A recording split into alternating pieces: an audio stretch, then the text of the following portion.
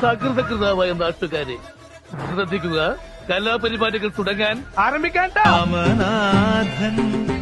ആദ്യം ഇടത്തോട്ടൊന്ന് വളച്ച്, പിന്നെ വലത്തോട്ടൊന്ന് വളച്ച്, തുറക്ക സീസേം.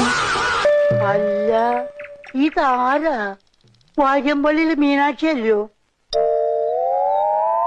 ചേട്ടാ ചേട്ടാ, ഇത് വളരെ സിമ്പിൾ ആണ്. വാടാ, നിനക്കിത് സിമ്പിള്, നമുക്കിത് മതിലാടാ.